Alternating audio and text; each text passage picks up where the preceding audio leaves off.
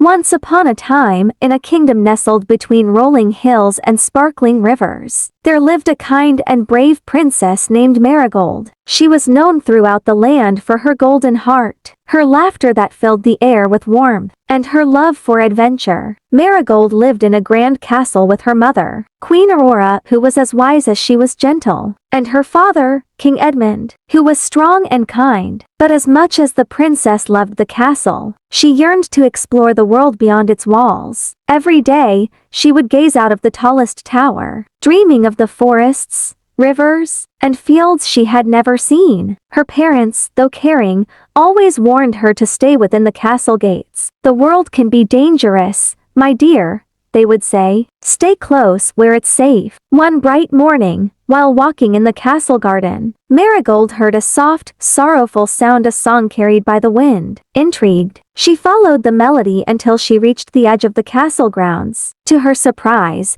there stood a magnificent swan, its feathers glowing silver in the sunlight. The swan looked up at her with bright, kind eyes and began to speak. "Princess Marigold," the swan said in a voice like the wind, "I am Soraya, the silver swan. I need your help." Marigold's heart skipped a beat. She had never heard of a talking swan before, let alone one as beautiful as this. "What can I do for you, Soraya?" the princess asked, her voice filled with concern. Soraya fluttered her wings and explained, "I am under a spell. Many years ago, an evil sorceress cast a curse upon me. I was once a princess like you, living in a faraway kingdom. But now, I am trapped in this form, and only a brave heart with the courage to venture into the enchanted forest can lift the curse. But beware, the path is filled with dangers." Princess Marigold's heart stirred with determination. She had always wanted an adventure, and now, it seemed, the adventure had found her. "I'll help you, Soraya. I may be young, but I'm not afraid of danger if it means helping you." Soraya nodded,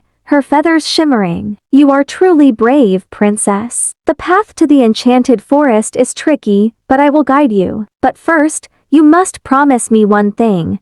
No matter what happens, never let fear take hold of you." With that, the silver swan fluttered her wings and soared into the sky, and Marigold followed her into the unknown. The journey took them through fields of wildflowers, across bubbling streams, and up steep hills. As they ventured deeper into the woods, the air grew thick with fog, and the trees seemed to whisper in strange voices. Marigold felt a chill run down her spine, but she clutched the golden locket her mother had given her for courage and pressed on. They soon arrived at the heart of the enchanted forest, where an ancient stone castle stood, hidden in a clearing. The walls were covered with ivy, and the doors were heavy with age. Soraya perched on a rock beside the castle and warned, "The sorceress who cursed me lives inside this castle. She will try to stop you. You must be brave, princess. Use your heart, not just your head." With a deep breath, Marigold approached the castle. The doors creaked open with a loud groan, and inside,